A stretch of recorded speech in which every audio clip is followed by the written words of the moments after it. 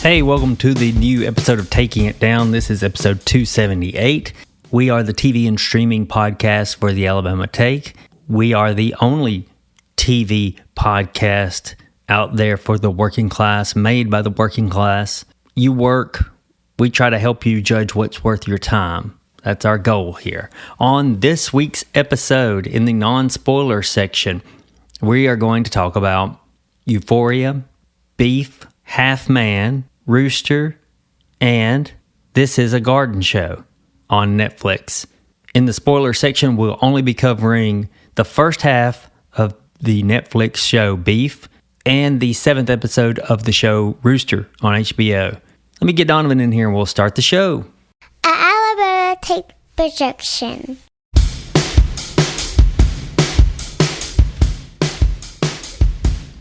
All right, welcome to Donovan, who's now with me. It's only us. Adam's on tour. If you're in the UK and you want to see Adam perform with his duo Sister Ray Davies, feel free to check him out tonight. If you listen to the podcast on day of release on Tuesday, April 28th, head down to the Social in London to see them. If you're a fan of Slow Drive, you will absolutely want to see Sister Ray Davies. And I've been looking at some of the videos that they've been sharing. My God, y'all. Walk, don't run. I mean, run, don't walk, you know? Yeah, they get better each video, each night. Absolutely. It's so cool. That's going to be tonight at the Social in London. Adam's our co-host. You can tell him we sent you if you are a listener in the UK and you do that. Tomorrow night show on Wednesday 29th at Ilsington Assembly Hall is sold out. But if you email me in time and I get to Adam in time, I see what I can do. It's no guarantees. I have no idea how that works overseas, so we'll see. To stand outside the venue and listen with your ear Bring up a glass. against the door. Yeah. Put the glass to the door. No guarantees. We'd hate for you to miss it, though, if you really sincerely wanted to see Adam and Sister Ray Davies, or even if you wanted to, walk up to him, high-five him. He'd probably do that. The last chance you're going to have is on Thursday, April 30th at Alphabet in Brighton. That one is not sold out. Go out. Enjoy yourself. Tell Adam we sent you. Check on him for us. And with that, we'll begin our podcast proper. Donovan, let's continue our experiment where I fill you in on the HBO series Euphoria. Please. Yes. And it's third season, although you haven't seen it at all. No episode at all for Donovan. Yeah, I've been advised by my doctor to avoid all horny discourse. So unfortunately, I am not allowed to watch this show. I think this season could use some horny discussions. Third season specifically, second episode is what I'm talking about. We'll keep it in non-spoilers. I'll give you some ideas here, listeners and Donovan. I think I can say this without it being a spoiler. It might be a little bit of a spoiler for the first episode if you're really adverse. Skip ahead 30 seconds or a minute. One of the major aspects of this story in its first two seasons was that of an addict. Mm-hmm. They're wanting to continue that story. And this addict is very much in the 12 steps as the season begins. And characters for me lose all credibility when they're supposedly in recovery for a hard drug and then they start drinking and smoking pot without any comment. Just throw a comment at me. Just say, hey, I'm California sober. Hey, I can do this because it's not blank. I get that may not be what they're in recovery for, but the weed and the drinking, if you do either without comment, I think that's kind of bad writing. Yeah, this is like how in this the episodes in The Wire where Bubs is trying to get in. Uh-huh. Like the Steve Earle character that's like his mentor is like no to any of it, like that's the program. Yeah, that's what you're told early. Yeah. Say no to all of it. And then some people drift fast or slow toward California sober where they're okay with pot or they're okay with whatever. As long as they stay away from whatever it was they were addicted to. You have to assume, right, that in real life this would be at least a thought. So I think I agree with you there, Blaine, that it's like, come on. Yeah. This show's still slower, less interesting Tarantino movie. So The Hateful Eight? I thought about that. Which is a slower Tarantino movie, but still has so much tension and zips and zags and dialogue that it's still interesting for the most of its runtime. So I was actually being kind of facetious with that. It is long. Also, that's the one where Kurt Russell destroyed in real life an antique guitar, which I think is hilarious. Oh, God. It was like on loan from a museum or something. Wow. I didn't know that factoid. Yep, the guitar he breaks, that was antique. Oh. I saw that movie originally in, what was it? 16 millimeter or whatever they were showcasing it at. Yeah. And you had the intermission. Separating these characters in Euphoria to such extremes, it's lost all its oomph, as well as a way a viewer can take it seriously. It's almost like a bad music video without music. That's what it looks like. It looks great. You know, it's funny that you say that because, like, at some point I had seen like a still, I think that you used, one of the little stills that you used. Maybe it was like I think it's just promotional thing, but my thought was like, dang, it looks like a music video. This is me with absolutely no knowledge, but just having seen like stills from the show. It's like, I see that. When writing this, Sam Levinson, the creator and writer, must have repeatedly asked himself, what's the worst thing I could put my main character into doing for no narrative reason? It's important to have goals and to challenge yourself as a writer. Cleaning a toilet that's full of poop, done, check. You know, especially if I can make her make the stupidest decision to get there. X does not lead to Y in this decision. But I mean, if there's poo-poo in a toilet, someone's got to clean it, Blaine. Or someone should have flushed initially. That's fidelity to truth. At least the second episode was slightly better. In seasons 1 and 2, I did defend its outlandishness like that kind of thing, but it felt like part of the cloth. Here, it all seems very separate and unstitched. Does it almost kind of seem like shock value? You know, like, oh, I can't believe that like they would do that. You know what I mean? In the same way that like for another show, like violence might be like this is kind of happening gratuitously. The first season was criticized for having young teenagers, at least in the characters were young teenagers, do such sexual scenes. That was a criticism in the first season, but you know, shock value. You're just doing it and I did not feel that way. I felt that it kind of was, but also for a reason. Here, I think it's something could be provocative without purely being gratuitous or provocative. I don't see a reason for it. For the classic scene that when I think of a poo-poo toilet is of course in Trainspotting, which the movie that convinced me never to do heroin. But also like it doesn't feel gratuitous in that one because it's like, hey, more as it's like, I don't know. So I could see it feeling just like, okay, what's the point of this? Because there is a point. There's a point there in Trainspotting, I think. Some of this may have a payoff. I don't know if I'll stick around for it. I don't know. You mean like they get a job as a plumber or something? Exactly. What could you do?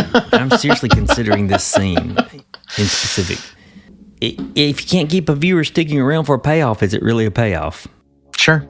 No. Is the answer to your question. Yeah. So let's move on to something that usually does have a nice payoff. We'll move into Beef on Netflix. I say usually. We've seen season 1, and we are midway in season 2. I was pretty big on season 1. Me too. Not the least for the actors. Yeah. Were very fun. This show originally starred Steven Yeun and Ali Wong as two people who were beefing over a parking lot incident, and boy, did that rage get out of hand and do so quickly. This season, it's an anthology format series, so that means we have a new story and new stars with Oscar Isaac as Josh, a general manager of a golf club, and he's married to Lindsay, played by Carey Mulligan. They have a bit of a run-in with Ashley and Austin, the characters who work for Josh, and I'll leave it at that. For here, this side of spoilers. Do you have any thoughts on it being an anthology series? Does that make sense to you? Yes, makes sense to me. Yeah. I actually prefer, unless like you really have something that's going to sustain you over multiple seasons. I'm looking at you, Mad Men. I actually am completely fine with like an anthology series that's like, let's take this somewhat like thought or concept, but let's look at it from a different, like let's not beat these characters to death, because I think you can. I think that's so easy to do. So I'm fine with this. especially because this is also 3 years later. Mm-hmm.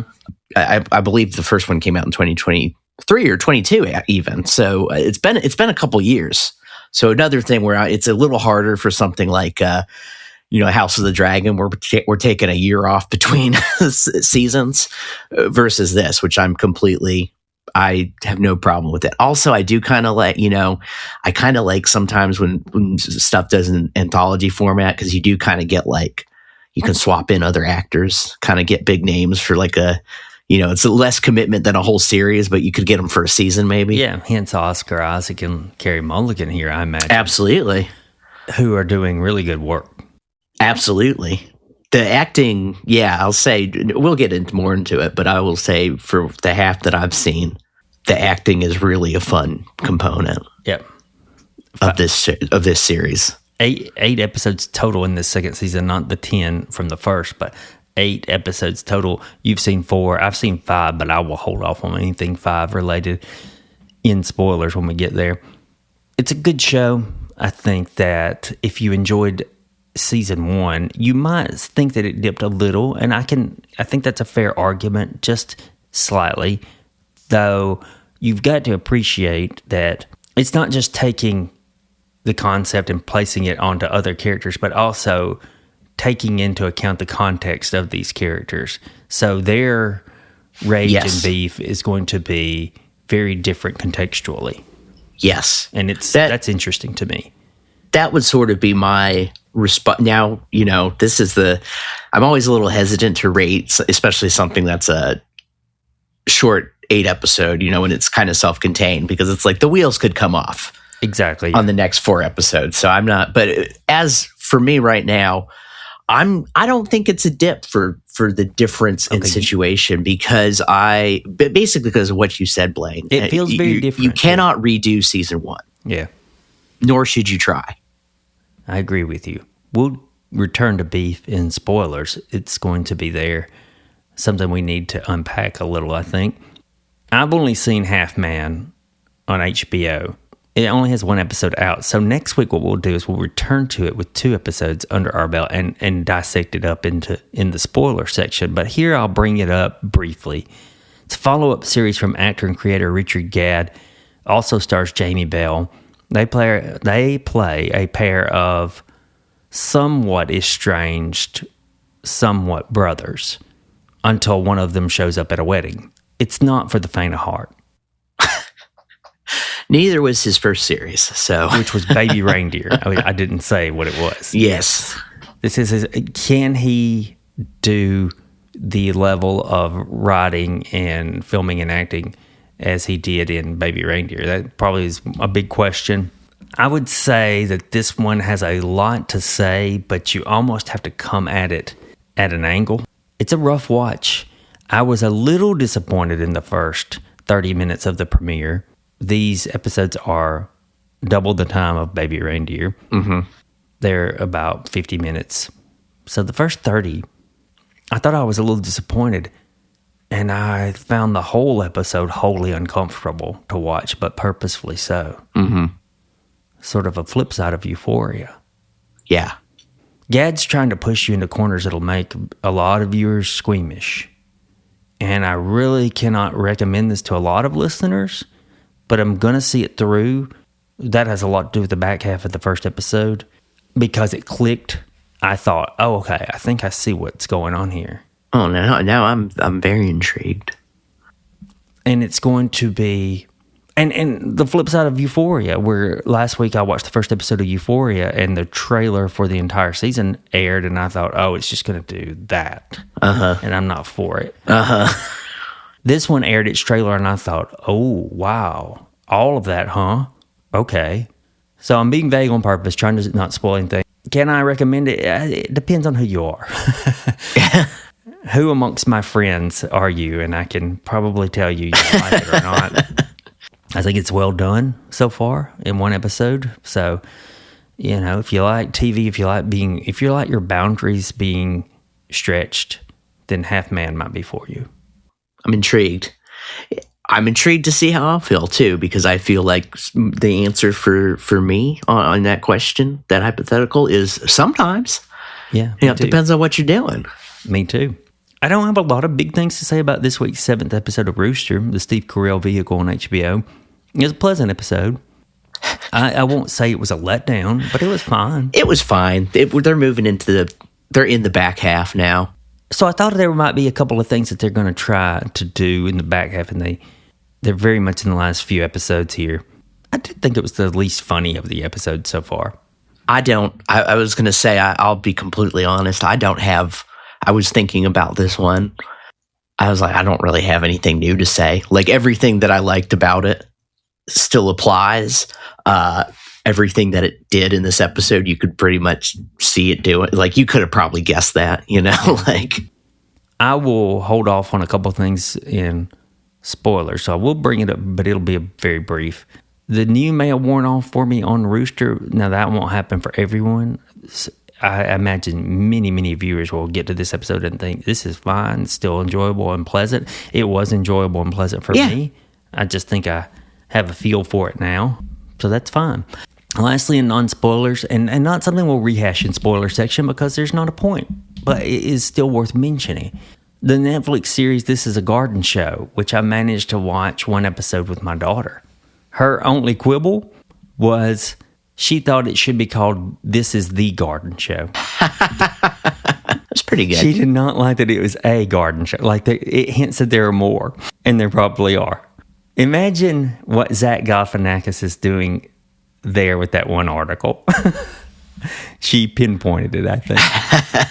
She liked it. I liked it. I think she liked watching something with me. I think she enjoyed that. We both liked that the episodes are 15 minutes. And when the kids came on screen, I think she really got invested. I think she was like, oh, it's going to involve children too. I think you could honestly almost say the same thing for my wife. Like, as soon as the kids were up, she was like locked in. Like, oh, there's cute kids. Okay. Yeah, there's a certain humor to putting a comedian with children and having him ask. Especially, the kind of like gentle... ribbing's not the right, but kind of like gentle poking at the children and letting them poke back at you. Mm-hmm. Letting them poke very back fun. Is big. Yes, very fun. Teasing, gentle teasing, I guess, is what you could say. It got big chuckles out of us. We're both big fans of poop jokes. And there are a few in the first episode. The first, I don't think this is spoilers. I hope it's not, because there's nothing to spoil. I actually learned a little bit about apples.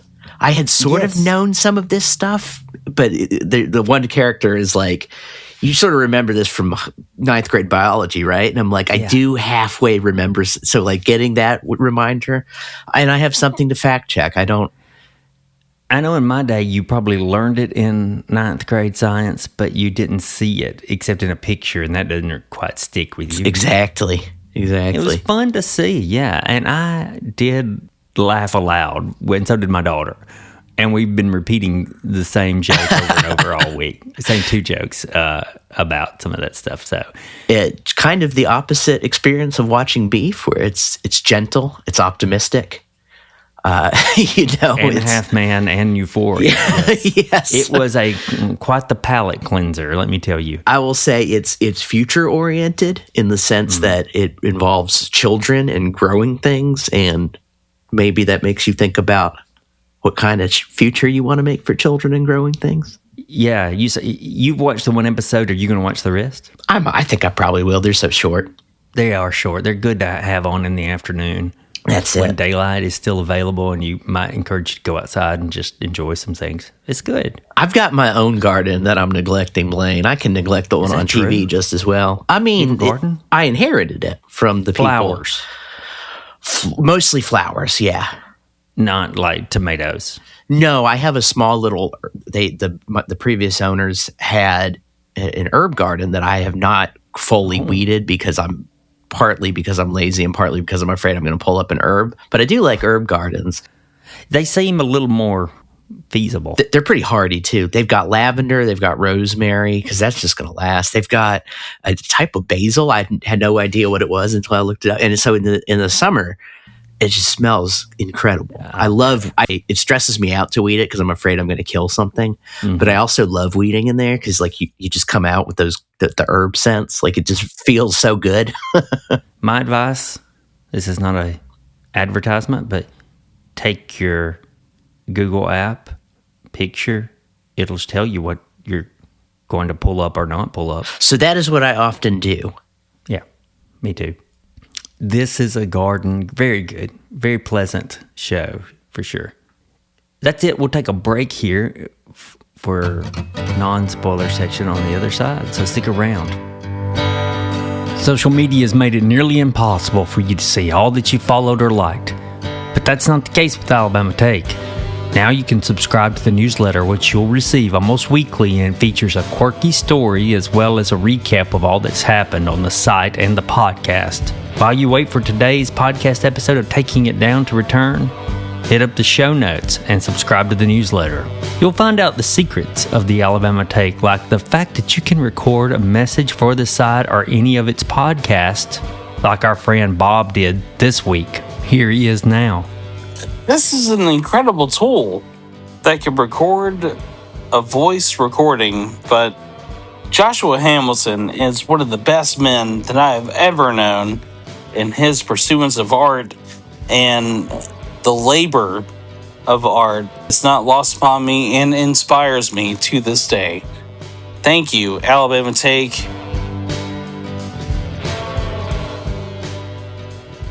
We're now in spoilers, so beware if you have yet to watch Beef on Netflix. Beef returns with Oscar Isaac playing a man under pressure. He's the general manager of a country club where just a file to be a member costs 3 figures. Am I right about that? That seems cheap based on the people hanging out at that club. I mean, it is a club where Michael Phelps hangs out. This is insane.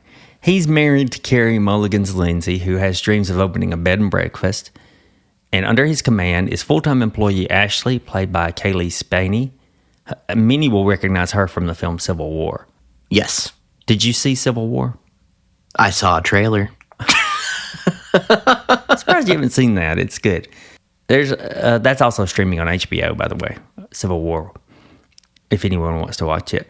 But there's Ashley, played by Kaylee Spaney. There's Ashley's fiance, Austin, played by the actor from the movies May, December, and Warfare. And his name's Charles Melton. I thought that opening shot was just proof of how skilled of territory we're getting into. Well thought out, giving us plenty of ideas to use going forward. And that's the ants crawling slowly on something white, and that turns out to be something fake. It's snow, and then Austin steps on them as he walks through, serving at the country club in a gathering to save the frogs.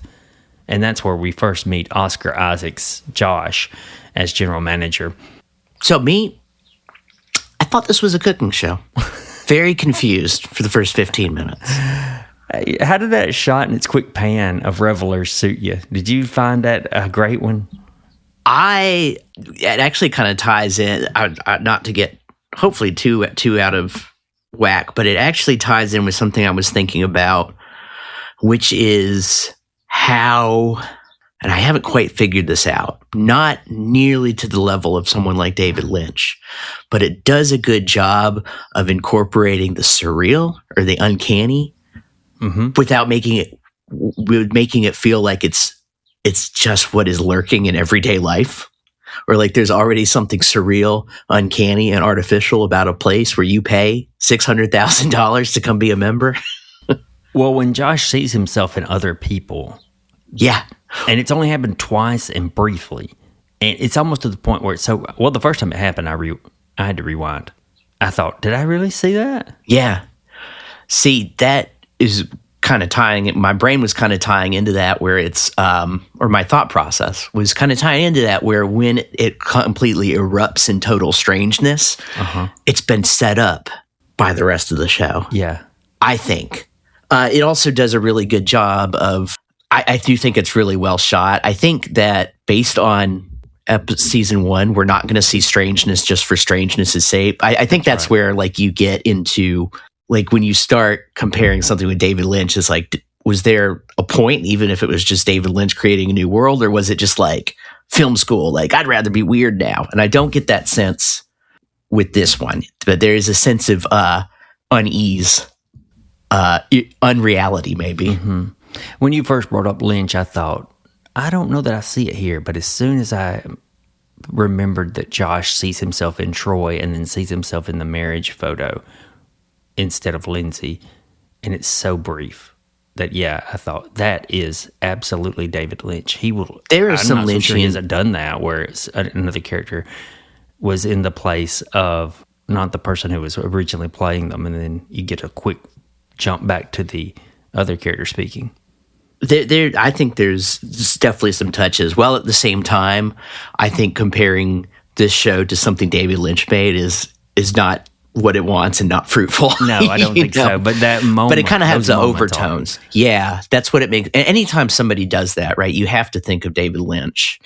And I think probably folks who quibble with me too. Even like when David Lynch does it, I think some people are like, that's just weirdness for weirdness' sake, whereas I am usually more on Team David there. Yes, me too.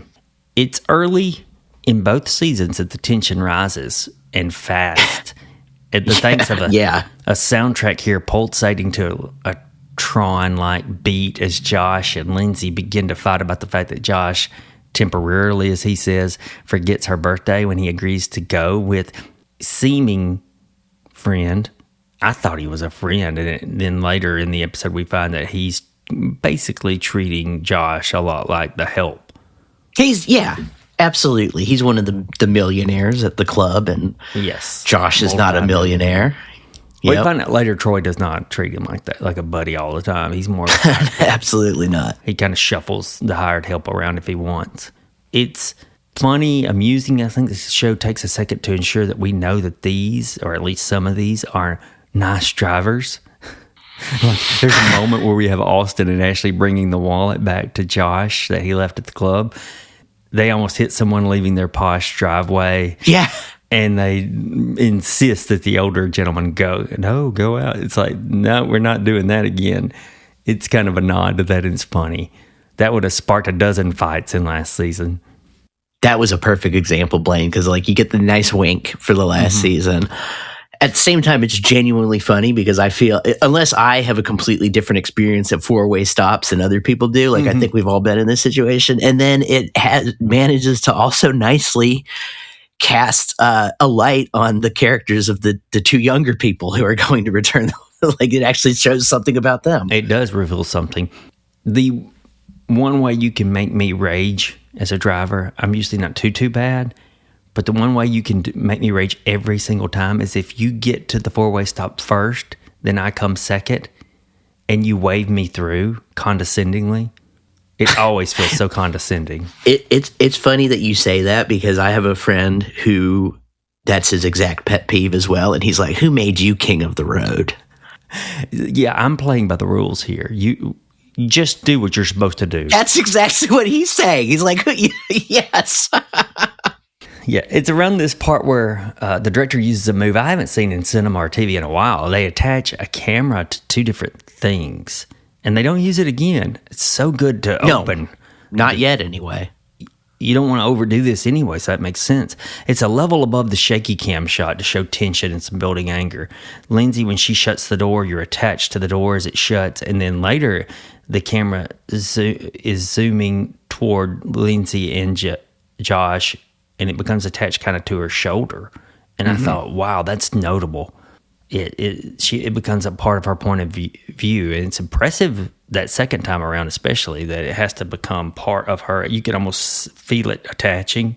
It's good. I would say that the director, whose name I literally just looked up and forgot, but has been very, very intentional, or the directors of these episodes. Yes. It feels like it's been very intentional because there's been a lot of stuff where kind of like that, Blaine, where I've been like, that's cool, but that's not flashy. Yeah, and I kind of like cool but not flashy is so hard to hit. Camera does such a good job of panning in most episodes.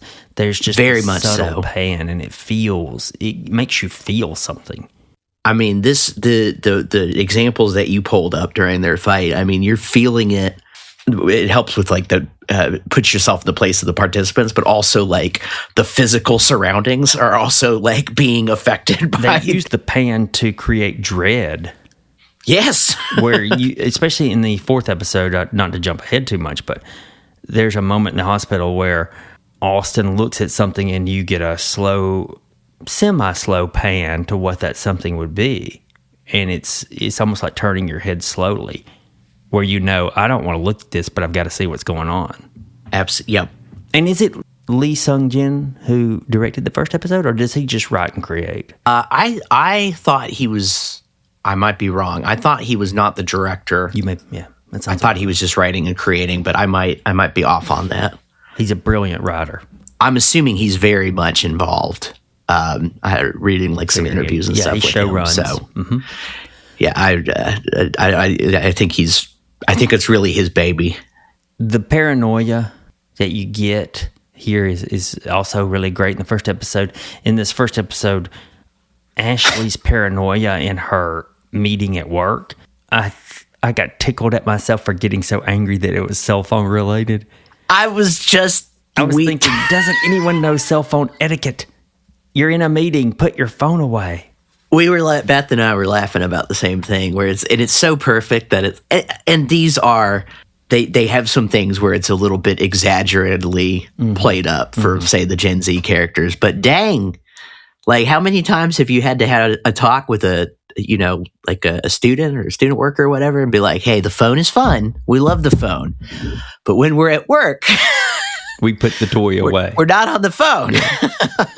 I nearly got whiplash from Austin on the floor for a workout, and then a bug crawls in the frame, and he jumps up so quickly to give it water. I thought he was going to squash it like everyone else. It is very good at like the dark comedy part of this because like there are things, and while also I think doing a good job of showcasing who Austin is. When he texts her and he's like, a bug died today, I cried, or a bee died, I cried. It turned out to be a bee, which might be a little bit more important than just a bug. Very, very funny. Oscar Isaac, we talked about his performance in non-spoilers, but he does really well at being intimidating without being mean. Oh, man. I think of his role in 2014's Ex Machina, where he does menacing, but you could also interpret it as not menacing. If you squinted. He and Carey Mulligan are so great here together. And by great, I mean horrible people. But I mean, one of the things that I love, this is in the first episode too, is the way they play once they see that Austin and Ashley have maybe seen them fighting, the way they play two people where the air has just gone out of the room and they're kind of fumbling around. And it's great. It's great. And it will stress you as a viewer. It stress you the hell. Man, if this show doesn't, if you're a married person and this show doesn't make you think about the way that you might interact with your spouse, the two of them play and like they're so, they seem to almost be what been being like the range of characters. Like Mulligan and Oscar Isaac do such a good job of like the shifting of like who I have to be in this certain situation, or even like what I want, or even how I see myself minute by minute, second by second, hour by hour. Sometimes Josh is Bono's friend. Sometimes he's, the guy who hasn't had sex with his wife for 11 months. Sometimes he's the manager. I thought that's really good. Yeah. These boiling points, these temperatures that are rising are getting heat from assumptions early on. Characters not asking questions. And that is a staple of humanity, but it's also a staple of a lot of television. If Austin would have just asked Ashley if she's mad instead, or if she's sick, of course he wouldn't have really known if she was sick unless he asked. Ashley thinks Josh is mad, but he miscommunicates pretty badly, or maybe he doesn't.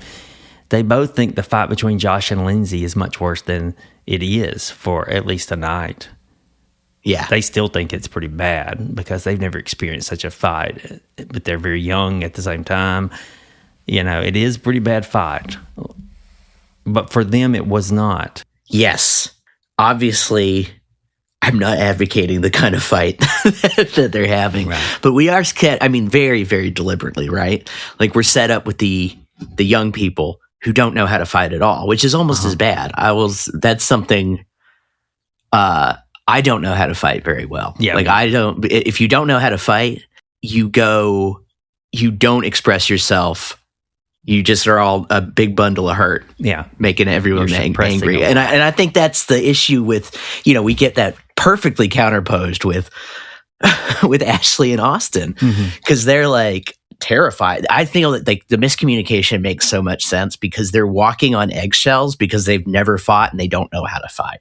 And they don't even realize they're walking on eggshells. Yes. Josh and Lindsay are the opposite of not knowing how to fight.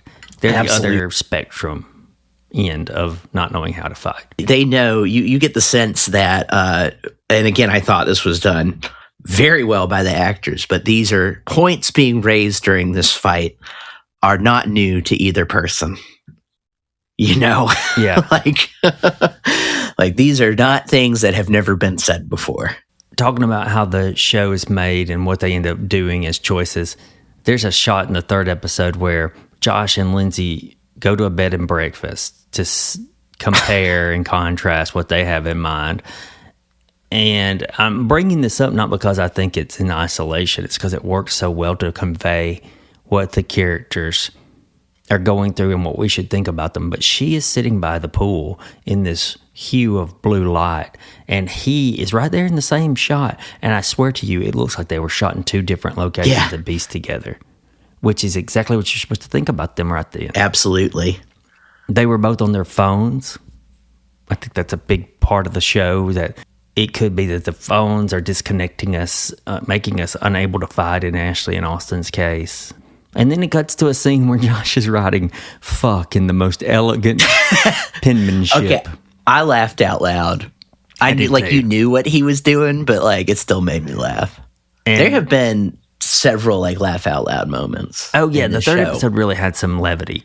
Dr. Which Kim is- is trying his damnedest to hit a golf ball.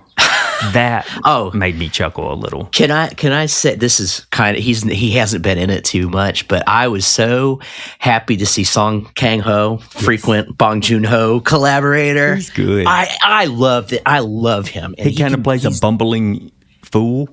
He can just do anything he wants to do, I think he's that good of an actor. And yeah, it's like there's a bit where, especially not just the shaking golf club, but he's having a fight with his wife. Another fight comes up and he's like, fine, I'll just go to prison, but I'm going to eat all this food before I go to prison. And he just starts shoving food in his mouth.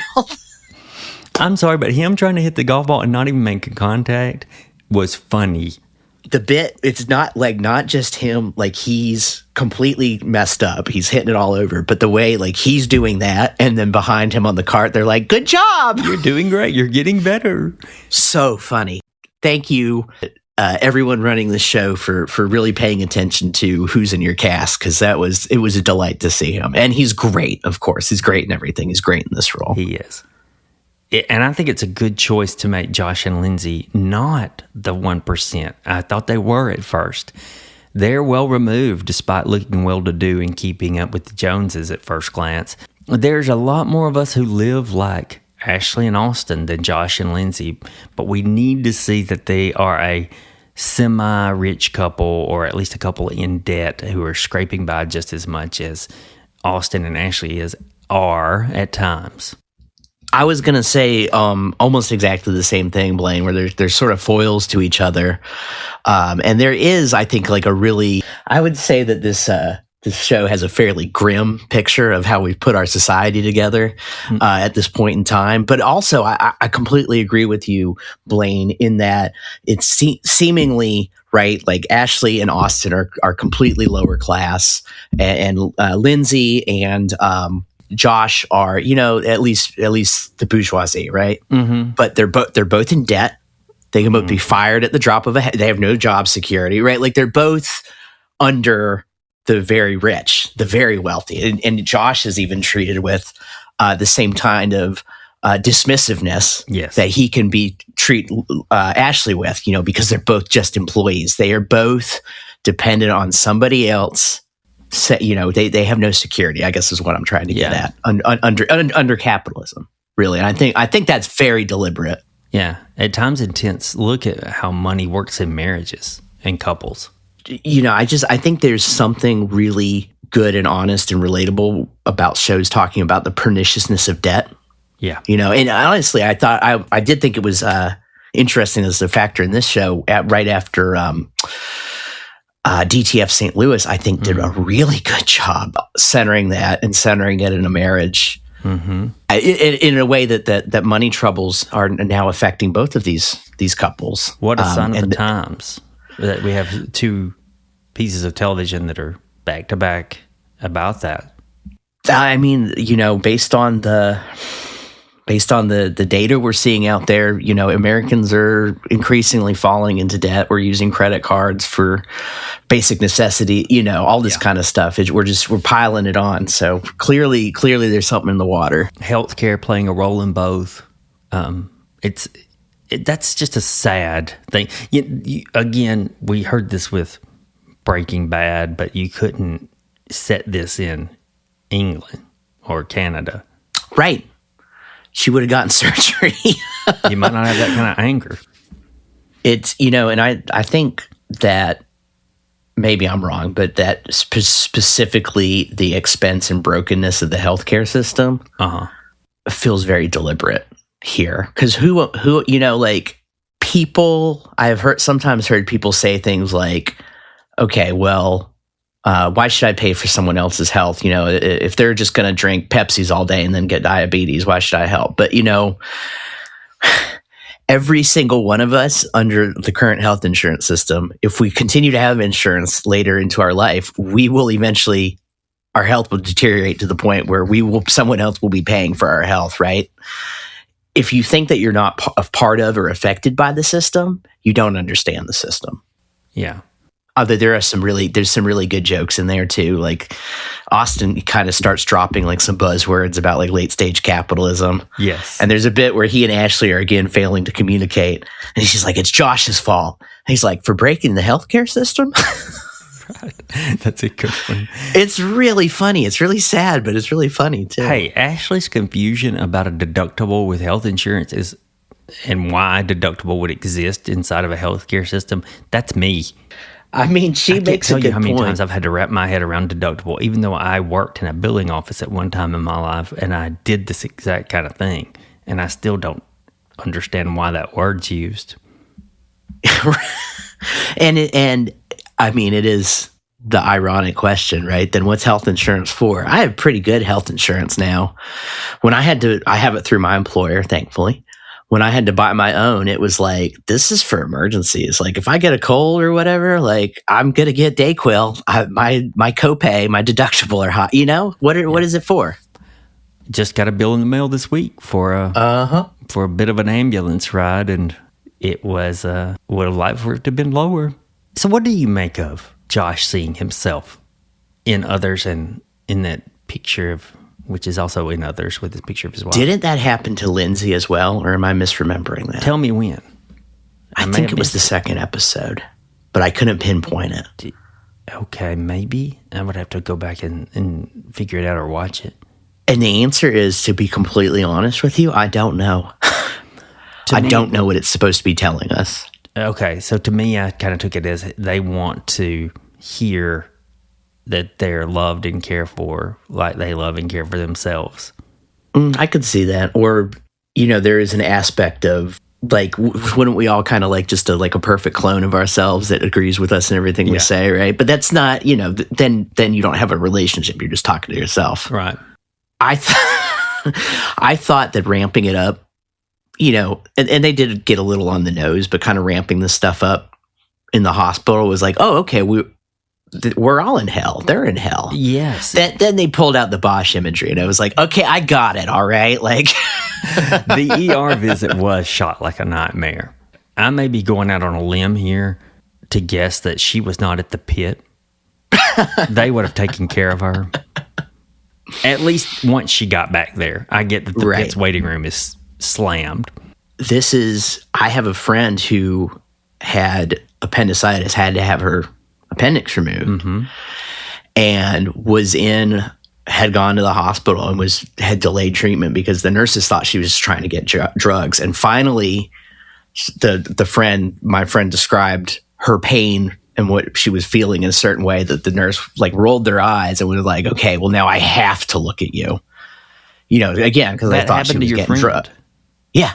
And then it turned out she was having appendicitis. She's fine. She recovered. Yeah. But it could have been very serious. How funny that it made you think of that when I also was reminded of taking a friend to the ER and sitting with them the whole time because of appendicitis and having it removed.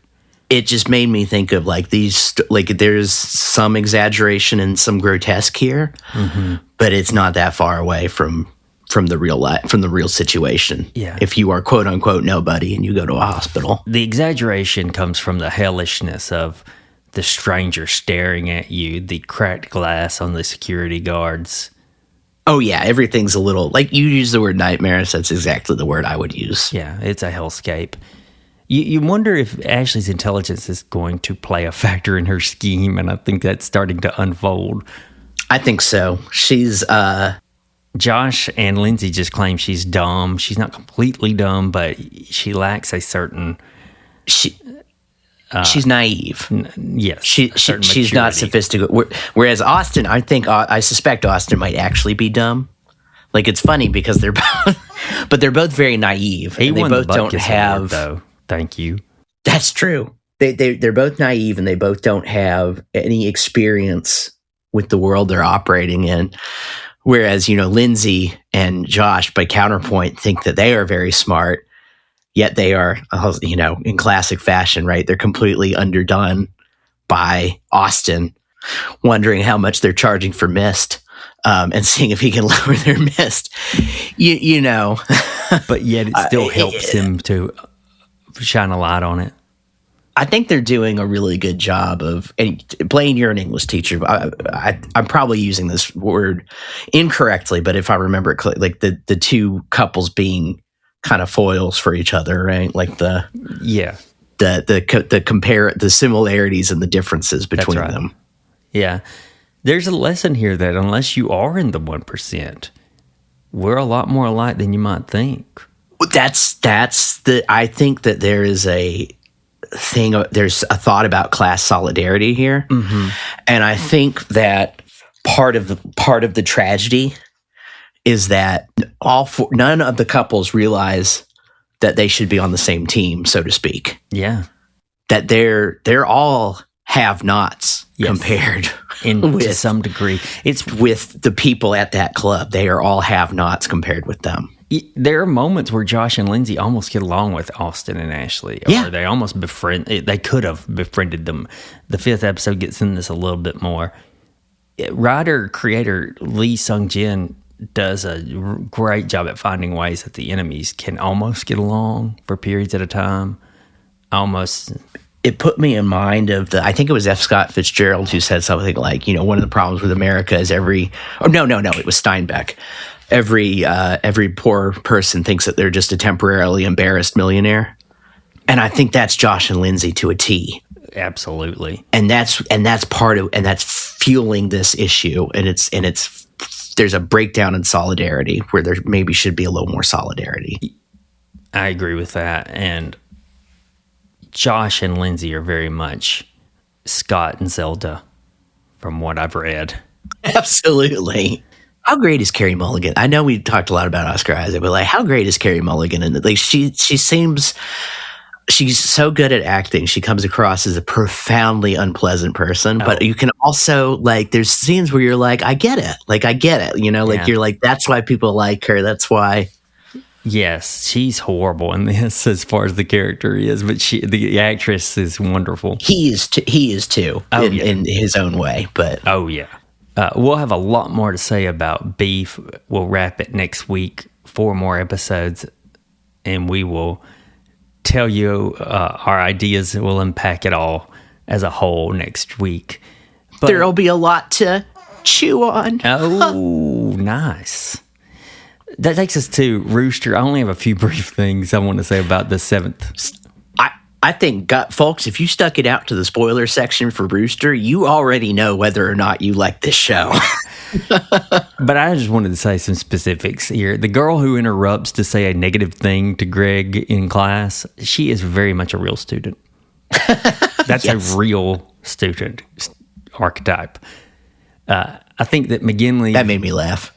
Yeah, it did me too, because that's good. real. McGinley very much encapsulates a university president or someone in high standing in academia, to my experience. His leaving Dylan with onward is so on par to someone of that stature who's intelligent and in charge. He's very much like that, except he's not a completely horrible human being, which I believe, many university presidents they're managing. It all comes down. There's so much money involved. It's not about the education. It's about money. So he's the charming. He could very much be a Josh. Very much from Beef. Something about the way he pronounces special door. How does he pronounce it? Makes me. He's just like, it's our special door, Greg. Oh yeah, hey, McGinley really brings that one too. He's got his little walk into Greg's office. I also think it's really cool that how it's written. President is a lonely guy. He's looking for another buddy. Yeah, it's really what it boils down to. The male. See, that's what makes you. That's what makes you like him. Yeah, because a real president could be surrounded by sycophants if they wanted, and he like in real life. I thought the episode would be a little funnier as far as the fallout between Greg and Tommy. I thought we'd see more. Yeah, it was a little. I decided not to You go fucked there. my mom. That was about the extent of it, really. It was more of the possibilities of the ladies getting pushed aside. One did, two did not. Sonny and Dylan get a win from men in their lives, if you want to count Sonny's as a win, by Archie seemingly committing to her. Oh, you mean caring about her for 30 minutes? Thanks to her dad, Fred, who comes in. Katie gets left out in the cold, though, by Archie. He's got to pick one. Archie, the Arthur Tobin wannabe. Archie, he truly is the villain of this series, isn't he? Because neither of these women are in this situation. And back and forth of feeling, but like if he wasn't giving something to Katie, she wouldn't feel extra hurt from him. Same thing with Sonny, right? Like if he, like they're both he's kind of stringing them both along. Yeah. Thoughts on Jim O'Hare returning to TV as Sonny's dad? It's nice to see him. He's good. He's kind of good in that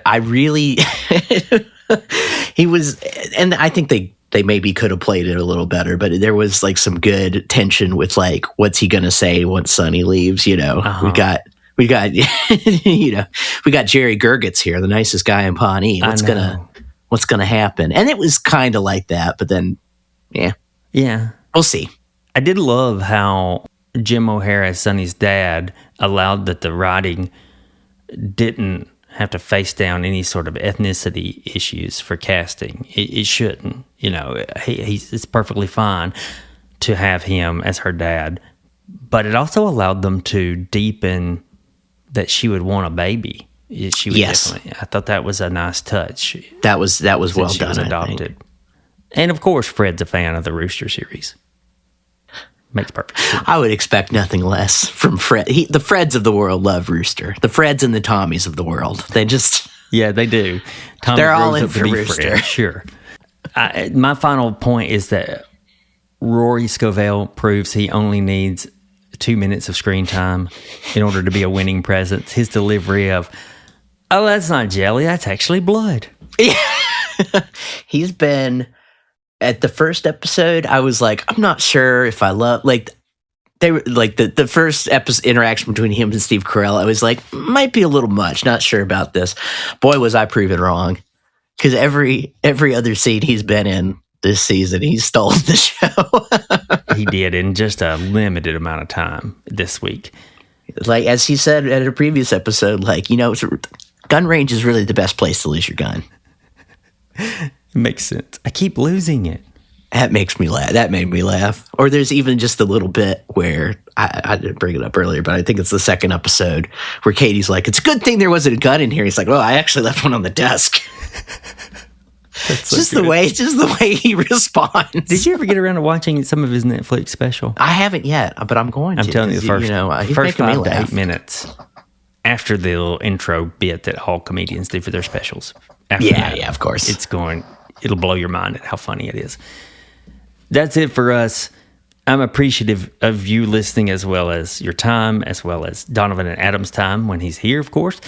I'm Blaine, and, we hope that your spouse doesn't take a golf club to you Too often. too often. Have a nice week.